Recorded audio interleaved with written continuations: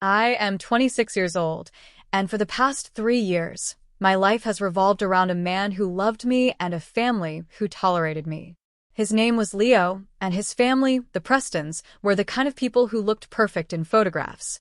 Their smiles were always bright, their clothes were always immaculate, and their lives seemed to be a series of flawless, sun-drenched moments. I was the shadow in their perfect picture. I was not like them. I did not have their polished features or their inherited grace. I was just me, and for them, that was never going to be enough. The problem they had decided was my face. It was a problem they never named directly, not at first. It started with whispers and suggestions. Margaret, Leo's mother, would look at me with a tilted head and a tight smile. She would say things like, "Clara, dear, have you ever considered a different hairstyle? Something to soften your features." Sophie, his sister, was more direct in her cruelty. She would tag me in photos on social media and then comment below, "You always look so interesting, Clara." Leo would always defend them. He would say I was being too sensitive. He would insist they were just trying to help me fit in. But I knew what they meant. They were telling me I was not pretty enough for their son, for their family, for their world. I tried to ignore it. I loved Leo. When it was just the two of us, things were simple. He was kind and funny, and he made me feel seen. But the moment his family entered the picture, he would change. He would become nervous and accommodating, desperate for their approval. And their approval never extended to me. I was the price he had to pay for his happiness, a price his family was constantly trying to haggle down. I cooked for their parties, I helped plan their events, I even ghost-wrote the heartfelt captions for Margaret's popular social media page, where she talked about the importance of family and inner beauty. I did it all for Leo, hoping that one day, my contributions would outweigh my appearance in their eyes. The final line was crossed during the planning of the annual Preston Family Foundation Gala. It was their biggest event of the year, a night where they paraded their wealth and generosity for the city's elite. It was also the night they officially kicked me out. We were all at their large, sterile house, sitting around a marble table. Margaret held up a seating chart, her red nails tapping on a blank space next to Leo's name. "We have a slight issue with the seating arrangement," she said, not looking at me. Sophie chimed in immediately. "It's more of an optics issue, really." Leo shifted uncomfortably in his chair. He knew what was coming. I felt a cold dread creep up my spine. I had been dreading this conversation for weeks, ever since the save the dates had gone out. They had been avoiding the topic of my attendance, and now I knew why. "What kind of optics issue?" I asked, my voice barely a whisper. Margaret finally looked at me, her expression a careful blend of pity and resolve. "Clara, this event is very important for our family's image. The photographers, the donors, everyone will be watching. We need to present a united and aesthetically pleasing front." The words hung in the air, heavy and sharp. Aesthetically pleasing. It was the cruelest, most polite way she could have said it. "You are too ugly to be seen with us." "So I can't come," I said. It was not a question. It was a statement of fact. "It's not that you can't come, dear," Margaret said, her voice syrupy sweet. "It's just that perhaps it would be better for everyone if you sat this one out. For the family's sake." Leo said nothing. He just stared at his hands, his knuckles white. His silence was the loudest sound in the room. It was his agreement. It was his betrayal. I looked at him, pleading with my eyes for him to say something, to defend me, to choose me. He refused to meet my gaze. In that moment, the love I felt for him began to curdle into something else, something cold and hard. I felt the shift inside me, a quiet closing of a door that had been left open for far too long. They thought they were just kicking me out of a party. They had no idea they were starting a war. And they had no idea that I was the one holding all the weapons. They thought my only value was my connection to Leo, a connection they were now severing. They had forgotten about all the other things I did for them, the silent, uncredited work that held their perfect image together. Their mistake was not in thinking I was ugly. Their mistake was in thinking I was weak. And I was about to show them just how strong I could be. I stood up from the table, my movements slow and deliberate. I did not cry. I did not shout. I simply looked at each of them, one by one. I looked at Sophie, with her smug, satisfied smile. I looked at Margaret, with her cold, calculating eyes. And finally, I looked at Leo, whose face was a mask of shame and cowardice. I understand, I said, and my voice was surprisingly steady. Thank you for your honesty. Margaret looked relieved.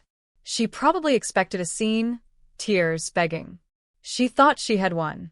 I'm so glad you see it from our perspective, Clara, she said, already turning back to her seating chart. I walked out of their house without another word. The cool night air felt like a slap in the face, waking me up from a 3-year dream that had turned into a nightmare. As I drove home, the cold resolve in my chest began to burn. They wanted an aesthetically pleasing front. I would give them one. I would dismantle their perfect world one carefully written word at a time, and I would do it using the very tools they had so foolishly left in my hands. The war had begun, and their perfect family was the battlefield. The drive back to my small apartment felt like a journey across a vast, empty desert. The city lights blurred through the tears I had refused to shed in front of them. The silence in my car was a stark contrast to the storm raging inside my head. Every polite insult, every backhanded compliment, every time Leo had told me I was overreacting, it all came rushing back. For 3 years, I had swallowed their poison, believing it was the price of admission into their shiny, happy world. I had convinced myself that my worth was not tied to my appearance, but their constant, subtle chipping away at my confidence had taken its toll. When I got home, I did not collapse onto the couch and cry. Instead, I walked straight to my laptop. It was an old machine, but it held the keys to their kingdom.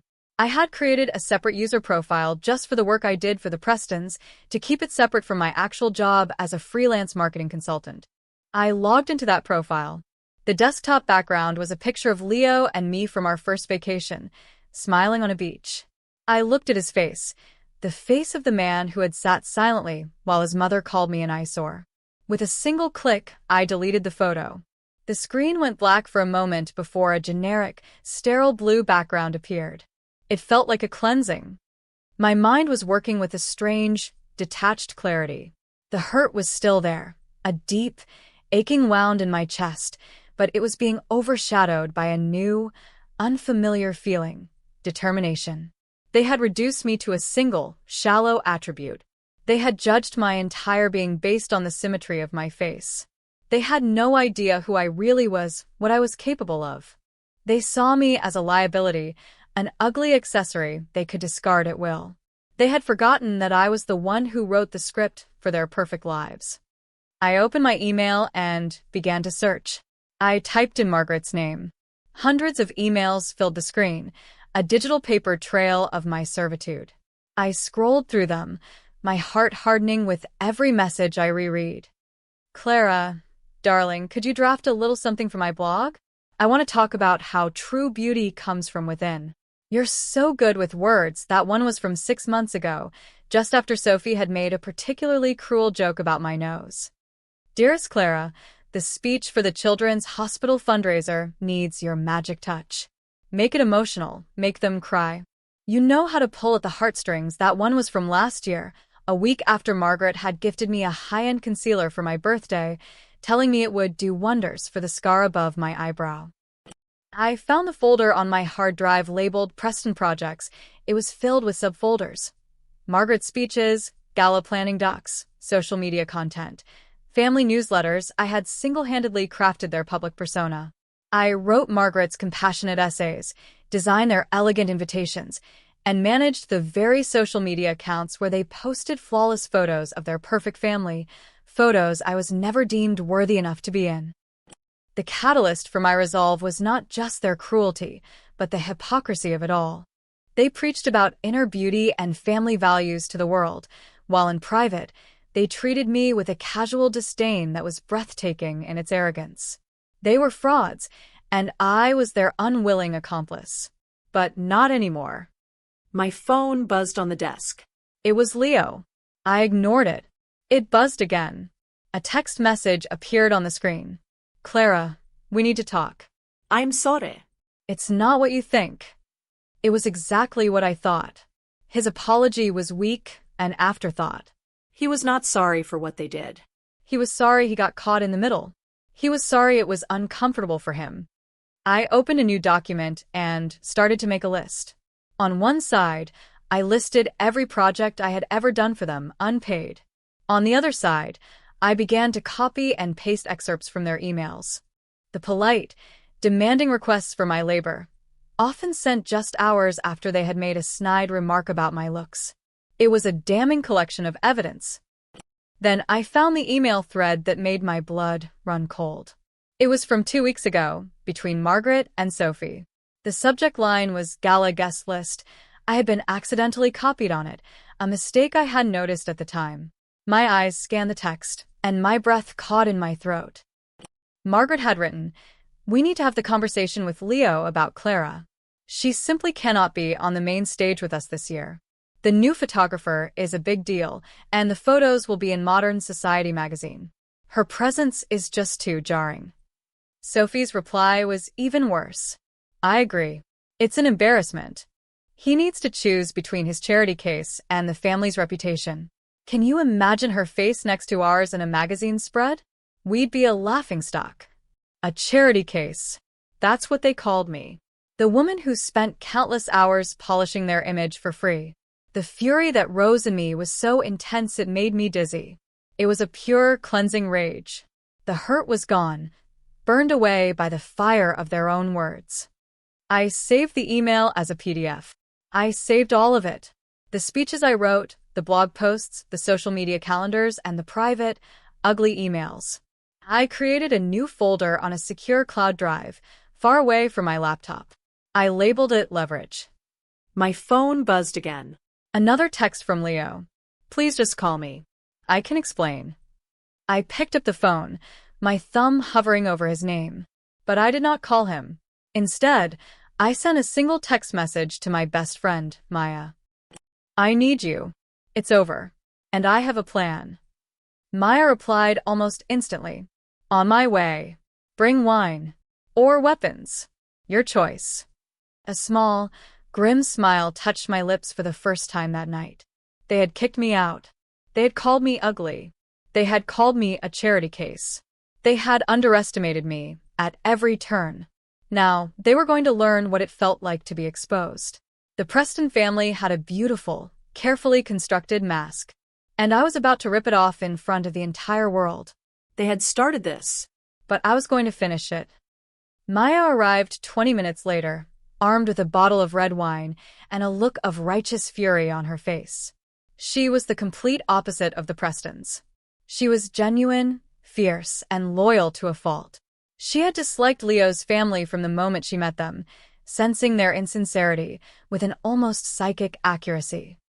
"Tell me everything," she said, pouring 2 large glasses of wine without even taking off her coat. I told her about the aesthetically pleasing front, about Leo's silence, about the emails calling me a charity case as I spoke. The detached calm I had felt earlier began to crumble, and the raw pain of the betrayal finally surfaced. My voice cracked, and tears I had held back for hours finally fell.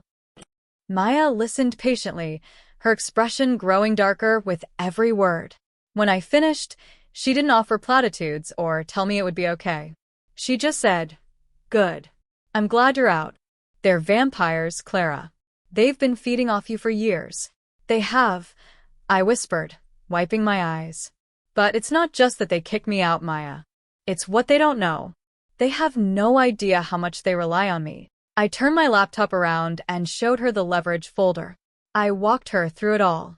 The speeches about inner beauty, the blog posts on family loyalty, the carefully crafted social media presence that made Margaret look like a saint. Then I showed her the emails from Margaret and Sophie. Maya's eyes widened. She read Sophie's words about me being an embarrassment and let out a low whistle. "Wow," she said. "These people are monsters.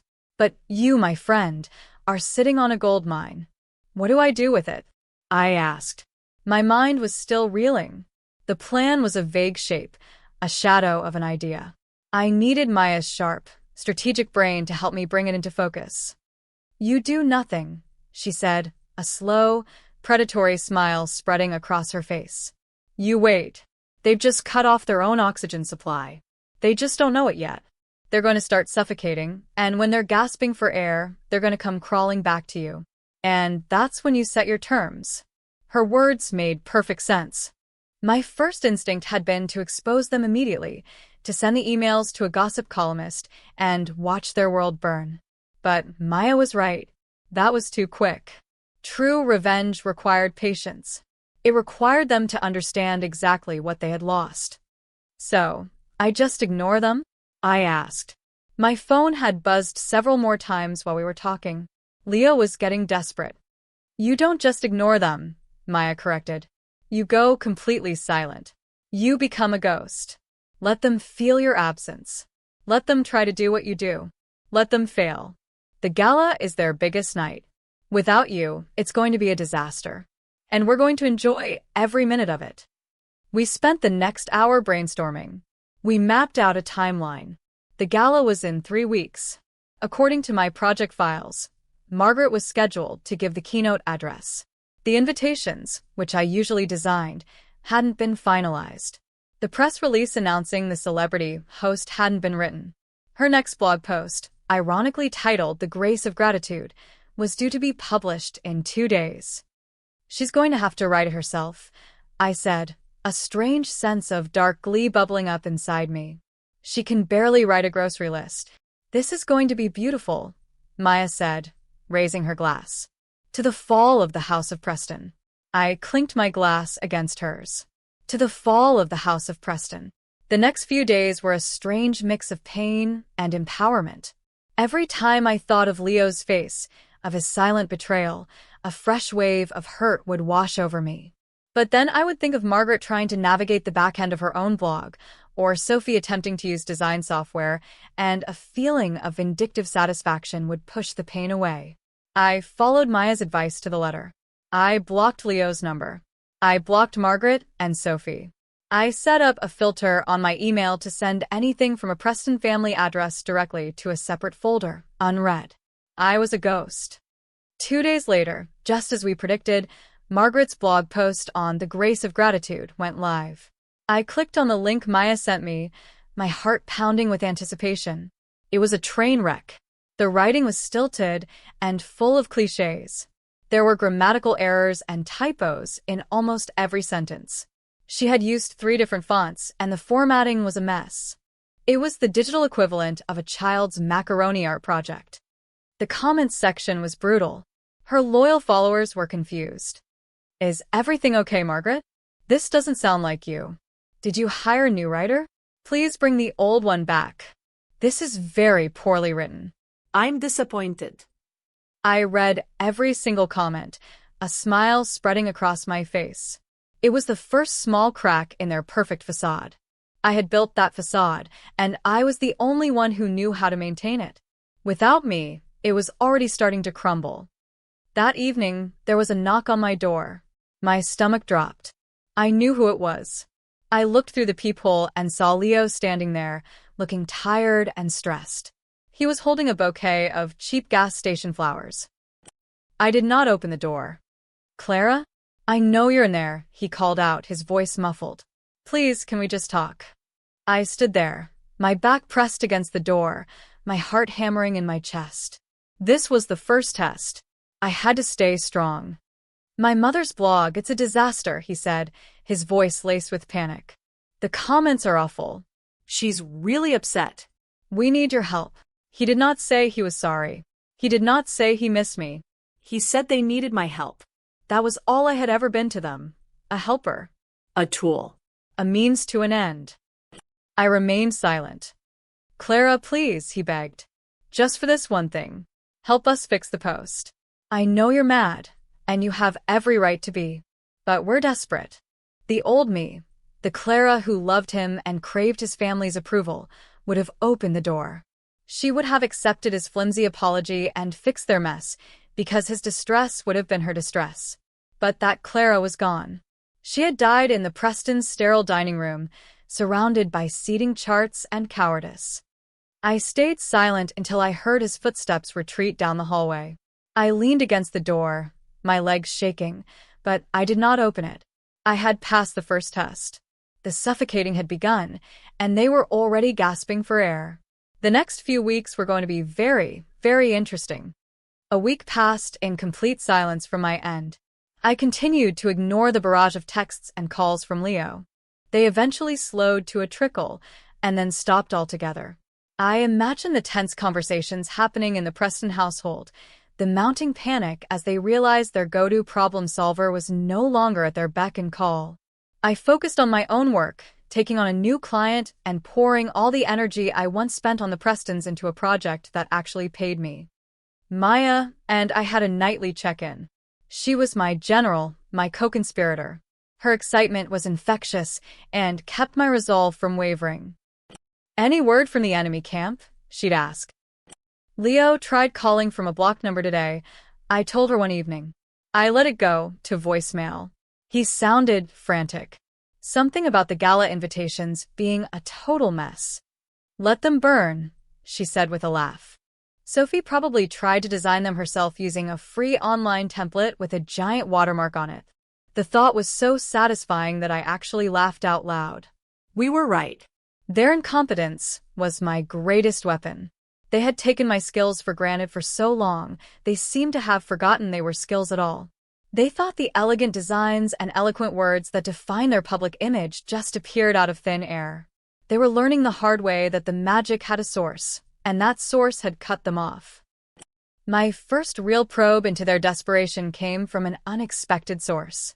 I received an email from an event planner named Caroline, who the Prestons had hired to help coordinate the gala. I had worked with her on a few of their smaller events in the past. She was professional and efficient, and we had always had a cordial working relationship. Her email was brief and to the point. "Hi Clara, hope you're well. I'm trying to finalize the gala invitations and the program booklet, but I can't seem to get a straight answer from Margaret or Sophie on the final design files. They mentioned you handled all of that last year. Do you have the templates you used? Any help would be appreciated. Things are a bit chaotic over here." This was my chance to gather intelligence. I replied with a carefully worded email, feigning ignorance. "Hi Caroline, nice to hear from you. Unfortunately, I'm not involved with the gala planning this year, so I don't have access to any of those files. My freelance contract with the Preston family ended a few weeks ago. You'll have to get the materials directly from them. I hope you can sort it out. Best, Clara." The key phrase was freelance contract. It was a lie, of course. I never had a contract and had certainly never been paid. But it was a seed. I was planting the idea that my work for them was professional, not personal. That it had value. Caroline replied within an hour. "Oh, I had no idea. They made it sound like you were just helping out as part of the family. That explains a lot. To be honest, they seem completely lost without you. Thanks for getting back to me so quickly." Her words were a balm to my wounded ego. They seem completely lost without you. It was confirmation that my absence was being felt, and not just by Leo. The professional cracks were showing, and the people they paid to make them look good were noticing. A few days later, I uncovered another inconsistency, another piece of leverage. I was tidying up my digital files, preparing to wipe the Preston Projects folder from my life for good, when I came across a series of invoices. They were from a high-end public relations firm, dated from 4 years ago, before I had met Leo. The invoices were for services identical to the ones I had been providing for free: speechwriting, social media management, brand consulting. The total amount was staggering. They had been paying a firm over $100,000 a year for the same work I was doing as a favor. The hypocrisy was nauseating. They were willing to pay a stranger a fortune, but they couldn't even treat the woman their son supposedly loved with basic respect. They hadn't just been using me. They had been exploiting me for a massive financial gain. They hadn't just saved money. They had funneled what would have been a business expense into their lavish lifestyles, all while calling me a charity case. I saved the invoices to my leverage folder. My plan was becoming clearer, more defined. It wasn't just about getting an apology anymore. It was about getting paid. The final piece of my initial investigation came from an unlikely ally, Leo's cousin, David. David was the black sheep of the Preston family.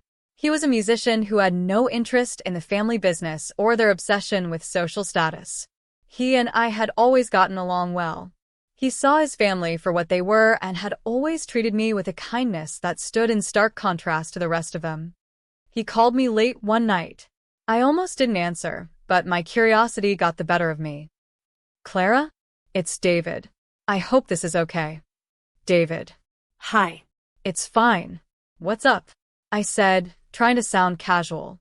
"Look, I'm just going to be direct," he said. "What the hell is going on?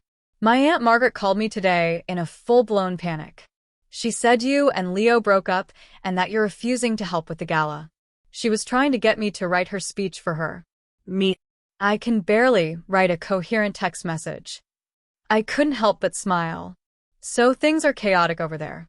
"Chaotic is an understatement," he said with a sigh. "It's a dumpster fire. Sophie tried to use some online program to make the invitations, and they look like ransom notes. Margaret is trying to run her own social media and accidentally posted a picture of her foot with a caption about putting your best foot forward. It's a mess. They're acting like the world is ending." I felt a surge of triumph. It was all happening exactly as Maya and I had predicted. "They told me I wasn't welcome at the gala," I said quietly, the words still tasting like ash. "They said I wasn't aesthetically pleasing enough." There was a long silence on the other end of the line. Then David swore, a long, colorful string of curses directed at his family. "I am so sorry, Clara," he said, his voice full of genuine regret. "They're awful. I always knew they were snobs, but that's a new low, even for them. You're better off without them. All of them. Including my cousin." "I'm starting to realize that," I said. "Well, for what it's worth," he added, "they are getting exactly what they deserve. They are completely, utterly lost without you. Margaret is telling everyone you had some kind of breakdown and abandoned them in their time of need. She's trying to play the victim." That was it. That was the final piece of the puzzle. They weren't just incompetent. They were malicious. They were actively trying to ruin my reputation to cover up their own failings. The time for silent waiting was over. It was time to escalate. The sleeping giant had been poked one too many times.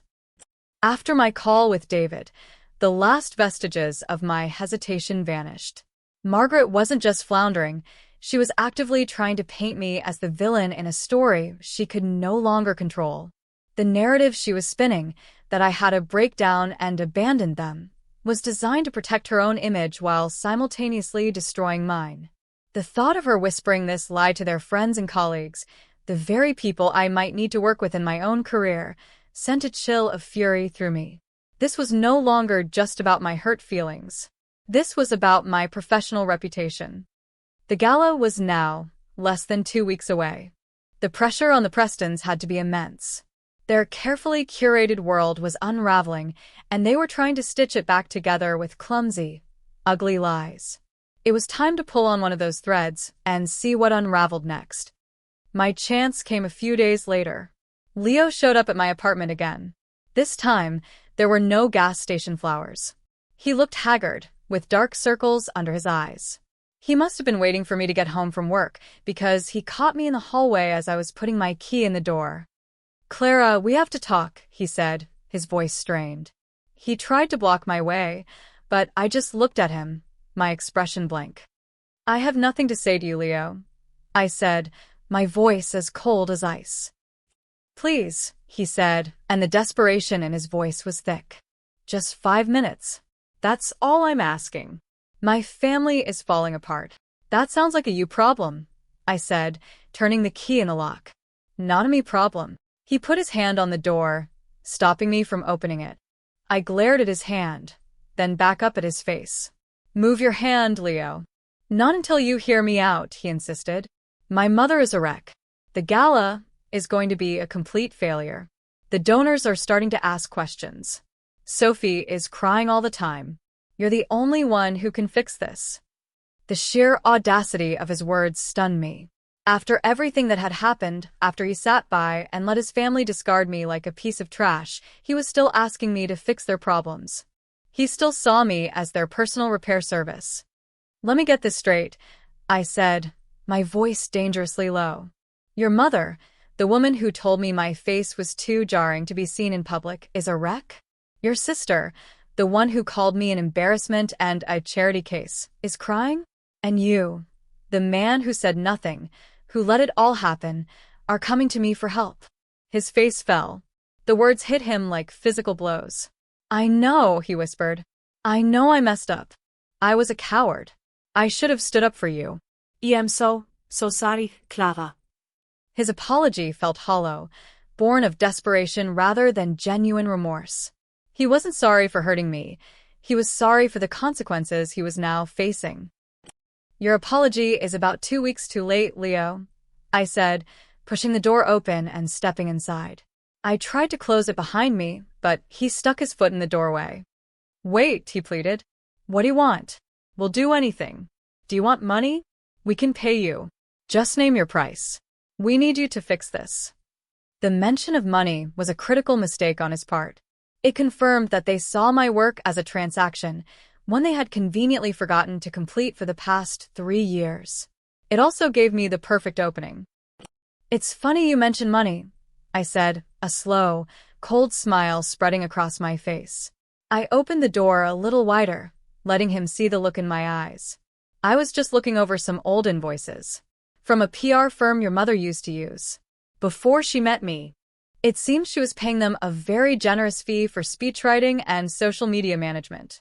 Leo's face went pale. He knew exactly what firm I was talking about. He knew how much they charged.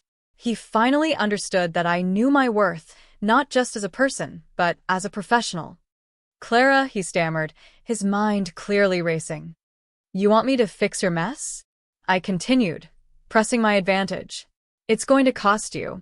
But not just money. It's going to cost all of you a lot more than that. I'm not your charity case anymore, Leo. I'm a consultant. And my rates are very, very high. I slammed the door in his face, leaving him standing in the hallway. I leaned against the door, my heart pounding, not with fear, but with adrenaline. I had just declared war.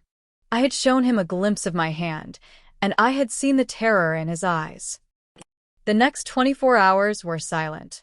I knew they were scrambling, discussing their options. Leo would have gone back to Margaret and Sophie and told them about my discovery of the old invoices. He would have told them I knew my value and that I was demanding payment. They would be furious, indignant. They would try to find another way. But there was no other way. I had made myself indispensable to them, and they had been too arrogant to notice until it was too late. They were trapped. The call came the next evening. It wasn't from Leo. It was from Margaret. Her name flashed on my screen, and I took a deep breath before answering. I put the phone on speaker. Maya was with me, sitting on the edge of her seat, a bowl of popcorn in her lap. Clara, Margaret said, her voice dripping with forced civility. Leo tells me you, and he spoke. We did, I replied, my tone flat and professional. He mentioned you had some concerns about compensation for the help you've so generously provided over the years, she said, the word generously sounding like an insult. I wouldn't call it a concern, I corrected her. I'd call it an invoice. 3 years of unpaid professional services. I'm still calculating the final total, but I assure you, it's substantial. There was a sharp intake of breath on the other end of the line. Now, Clara, let's not be ridiculous, she said, her voice hardening. You were Leo's girlfriend. You were part of the family. You helped out because you cared about us. Did you care about me, Margaret? I asked, my voice dropping to a whisper. Did you care about me when you wrote in an email that my face was jarring? Did you care about me when your daughter called me an embarrassment and a charity case? Silence. Complete and utter silence. She was stunned. She had no idea I had seen the emails. This was the breakthrough, the moment the power shifted completely. I had just revealed my ace. Maya pumped her fist in the air, mouthing the word yes. I don't know what you're talking about, Margaret stammered, but her voice was weak, stripped of its usual authority. The lie was flimsy, and we both knew it.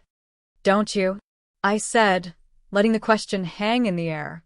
I have the emails, Margaret. I have the speeches I wrote for you about inner beauty. I have the blog posts about family loyalty. I have the invoices from the PR firm you paid before you realized you could get the same work from me for free. I have everything. I let that sink in. I could almost hear the gears turning in her head, the panic rising as she realized the extent of her miscalculation. She was not dealing with a heartbroken girl anymore. She was dealing with a woman who had a meticulously documented case against her. "What do you want?" she finally asked, her voice small and defeated. The fight was gone. All that was left was fear. "I want a meeting," I said. "You, me, Sophie, and Leo. At your house. Tomorrow night. And we're going to discuss the terms of my new contract." "And Margaret?" "Yes," she whispered. "Don't be late." I hung up the phone. A wave of dizziness washed over me, and I sank onto the couch. Maya let out a whoop of joy and threw a piece of popcorn at me. "You did it," she cheered. "You backed the queen into a corner. She has no choice but to surrender." I knew she was right, but I also knew this was far from over. The meeting tomorrow night would be the final battle. They would be wounded, cornered animals. They would be at their most dangerous. But I was ready. I had my armor, I had my weapons, and for the first time in 3 years, I was not afraid of them. I was going to walk into the lion's den, and I was going to walk out with everything I was owed. The next day, I spent hours preparing for the meeting. This was not just a confrontation. It was a negotiation. I wasn't just seeking revenge. I was seeking restitution. I created a formal document, a proposal outlining my terms. It was professional, detailed, and non-negotiable. First, I calculated the back pay. I used the invoices from the old PR firm as my baseline. I tallied up every speech, every blog post, every social media campaign, and every event I had planned over the past 3 years. I charged them a conservative rate, slightly less than the firm had, but the final number was still astronomical. It was well into 6 figures. Second, I outlined the terms for my immediate assistance with the gala. I would rewrite Margaret's speech, redesign the invitations and programs, and write a press release that would salvage their event. This would be a separate, rush job fee, payable immediately. Third, and most importantly, were the non-financial terms. This was the part that would truly cost them. I demanded a public apology. Not a vague, corporate-style apology, but a specific, personal one. Margaret would have to publish a post on her blog, the same blog where I had written so many of her lies, confessing that she had relied on an uncredited collaborator for her work. She would have to name me as that collaborator and publicly thank me for my years of service. Then, she would have to write, in her own clumsy words, an apology for her and her family's treatment of me, admitting that their focus on superficial appearances was a failing they were working to correct. It would be a public humiliation, a complete dismantling of the persona I had built for her. Finally, my last term was for Leo. He had to be the one to transfer the money for my back pay from his own personal trust fund, not from a family account. I wanted him to feel the tangible cost of his cowardice. And I wanted him to do it in front of his mother, forcing him to choose a side financially, even if he had failed to do so emotionally. When I was finished, I printed 4 copies of the proposal and placed them in a crisp, professional folder. I looked at myself in the mirror. I did my hair differently, pulling it back from my face instead of trying to soften my features as Margaret had always suggested. I put on a sharp blazer and a pair of heels. I was not dressing to please them. I was dressing for battle. I drove to their house, my hands steady on the wheel. When I arrived, the housekeeper let me in without a word. The 3 of them were waiting for me in the formal living room, the same room where they held so many of their perfect parties. They were sitting together on a large white sofa, a united front of misery. Margaret's face was pale and drawn. Sophie's eyes were red and swollen. Leo just looked broken. I did not sit down. I stood before them, placing the folder on the coffee table. "Thank you for meeting with me," I said, my voice calm and even. "I have prepared a document that outlines the terms for my continued involvement with the Preston family brand." Leo reached for the folder, but I put my hand on it. "Before you read it, I want to be perfectly clear. This is not a negotiation. These terms are absolute. If you do not agree to every single point, I will walk out of the store, and you will be on your own. Furthermore, I will send my entire folder of evidence, the emails, the speeches, the invoices, to your biggest social rival, Catherine Blackwood. I hear she's looking for a new brand consultant. I'm sure she'd be fascinated by your story. The threat of Catherine Blackwood, Margaret's sworn enemy in the city's social scene, was a masterstroke. I saw the color drain from Margaret's face. The idea of her dirty laundry being aired out by her rival was a fate worse than death to her. Now, I said, sliding the folder towards them. You may read it. Leo opened the folder and began to read. Sophie and Margaret leaned in, their eyes scanning the pages. I watched their faces as they processed the terms. I saw shock as they read the financial figures. I saw fury as they read the demand for a public apology. I saw utter despair as they realized the corner I had backed them into. This is extortion, Sophie shrieked, her voice shrill. You can't do this. I'm not extorting you, Sophie, I said calmly. I'm billing you for 3 years of labor. As for the other terms, consider them a severance package. You severed our relationship. These are the consequences. The public apology, it would ruin me, Margaret whispered, her voice trembling. My reputation, my followers. Your reputation was built on my words, Margaret, I countered. Your followers believe in a person I invented. The real you is the woman who calls people jarring. The real you is the one who is about to be exposed, unless you agree to my terms. I turned my gaze to Leo. He hadn't said a word. He was just staring at the last page, the one that detailed his personal financial responsibility. What do you have to say, Leo? I asked. He looked up at me, his eyes pleading. Clara, the money, that's my entire trust for the year. I can't. You can, I said, my voice hard. You can choose. You can choose to pay for your silence. You can choose to compensate the woman you claim to love for the damage your family has done. Or you can choose them. But if you choose them, you lose everything else. You lose the gala, you lose your family's reputation, and you lose me for good. The room was silent for a long, tense minute. Margaret and Sophie were looking at Leo, their eyes full of a desperate, panicked hope. They expected him to side with them, to fight for them, to protect their money and their name. He was their last line of defense. Leo looked from his mother's terrified face to his sister's tear-streaked one. Then he looked at me, standing tall and resolute, the woman he had thrown away. I saw a flicker of something in his eyes, a final, desperate calculation. He was weighing the cost of it all. The cost of their pride versus the cost of their complete and utter ruin. Finally, he let out a long, shuddering breath. He picked up a pen from the coffee table. His hand was shaking. We agree, he said, his voice barely a whisper. He signed his name at the bottom of the proposal. Then he pushed the document towards his mother. Margaret stared at it, as if it were a snake. She looked at me, her eyes filled with a pure, undiluted hatred. But she saw no mercy in my face. She knew she was beaten. With a trembling hand, she signed her name. Sophie followed suit, her signature a messy, angry scrawl. I picked up the signed document. The money for the gala rush fee is to be transferred to my account by 10 a.m. tomorrow. The back pay is to be transferred by Leo within 48 hours. The blog post apology will be written by you, Margaret, and sent to me for approval before it is published. I will begin work on the gala materials as soon as the first payment clears. I turned and walked towards the door without another word. I didn't look back. I didn't need to.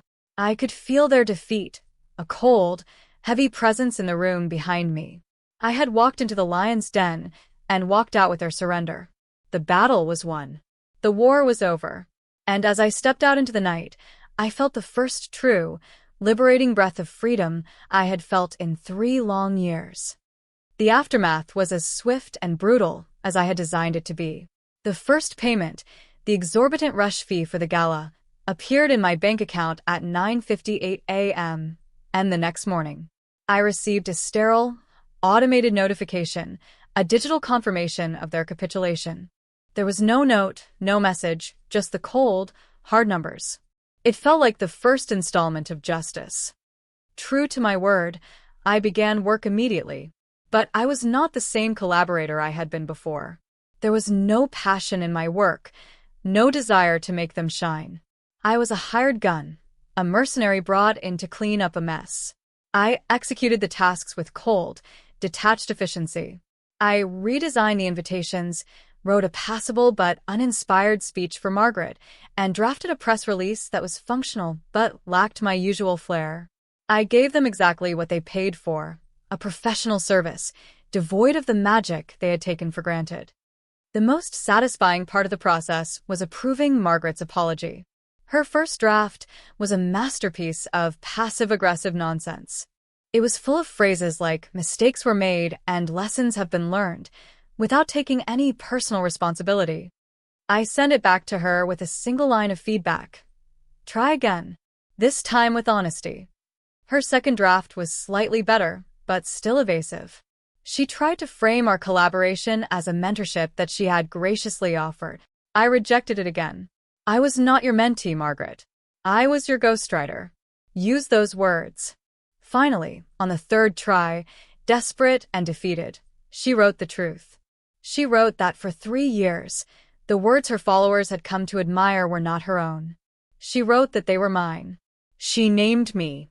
And then, in a clumsy, stilted paragraph that was clearly her own writing, she apologized for her family's judgmental behavior and for placing too much value on superficial qualities. It was humiliating. It was perfect. She posted it the day before the gala. The fallout online was immediate. Her comment section exploded. Some were supportive, praising her honesty, but most were disillusioned. They felt duped, lied to. Her image as an authentic, wise matriarch was shattered. The brand I had built for her was irrevocably tarnished, not by my words, but by her own forced confession. The gala itself took place 2 nights later. I did not attend. I had no desire to see them, to stand in the same room and breathe the same air. Instead, I spent the evening with Maya. We ordered pizza and opened a bottle of champagne. We toasted to my victory, to my freedom. My phone buzzed with a text from David, Leo's cousin, who was at the event. "It's a Morgan here," he wrote. "Everyone has read Margaret's blog post. People are whispering. She looks like she's about to cry. Her speech was fine, but it wasn't you. Everyone can tell." A second text came through a few minutes later. "Leo keeps looking at his phone. He looks like a ghost. You broke them, Clara. You really did." I showed the text to Maya, and we both smiled. It was not a happy smile. It was a smile of grim satisfaction, of justice served. The final piece of the resolution came the following Monday. The second payment, the massive sum for my 3 years of back pay, landed in my account. It came from an account titled Leo Preston Trust. He had done it. He had paid the price. That afternoon, he called me. I answered, knowing it would be the last time we ever spoke. "The money was sent," he said, his voice hollow. "I received it," I replied. There was a long pause. I could hear him breathing on the other end of the line. "Is there any chance for us, Clara?" he asked, his voice cracking. "Can we start over? I'll leave them. I'll do anything." I thought about it for a moment, about the man I had once loved. But that man was gone, or maybe he had never really existed. What was left was a weak, broken person who had only learned his lesson when it cost him a fortune. "No, Leo," I said, and my voice was gentle but firm. "You had your chance to choose me. You had 3 years of chances. You chose them every single time. The only reason you're saying this now is because it's convenient for you. It's too late." "I love you," he whispered. "If you loved me," I said, "you would have defended me when it mattered, not when it was easy. Goodbye, Leo." I hung up before he could reply. And with that final click, I cut the last tie that bound me to the Preston family. I was truly, completely free. The story did not end there. The whispers from the gala turned into a full-blown social scandal. A local gossip columnist got wind of the story, not from me, but from the network of whispers that permeated that world, and wrote a scathing piece about the Prestons. The headline was "The Ghost in the Preston Machine." It detailed how Margaret's beloved brand was built on the uncredited work of her son's ex-girlfriend, whom the family had deemed not pretty enough for their public life. They became a joke, a cautionary tale about hypocrisy. My own life, however, began to flourish. The story, ironically, became the best advertisement I could have ever asked for. My freelance business exploded. I was getting calls from people who wanted the Clara Magic, the woman who had built and then dismantled the Preston empire. I hired Maya to help me manage the influx of work, and together, we started our own consulting agency. One of our first clients was Catherine Blackwood. She had read the article and called me the next day. "I want you to do for me what you did for Margaret," she said. "Only this time, I'll pay you what you're worth, and I promise we will never, ever comment on your appearance." I took the job. I never saw the Prestons again. I heard through David that Sophie had moved away, unable to handle the social fallout. Margaret had become a recluse, her blog and social media accounts deleted. Leo, he told me, had quit his job and was finding himself, a lost man with a much lighter bank account. Sometimes I think about them. I don't feel anger anymore or even pity. I just feel a sense of quiet finality. They try to put me in a box, to define me by their narrow, ugly standards. They thought they could kick me out and I would simply disappear. But they were wrong. I didn't disappear. I grew stronger. They learned the hard way that my face was the least interesting thing about me. My real power was in my mind, my words, and my will. They had tried to make me feel small. But in the end, it was their world that had crumbled into dust, while mine was just beginning. They finally learned what it feels like to be invisible.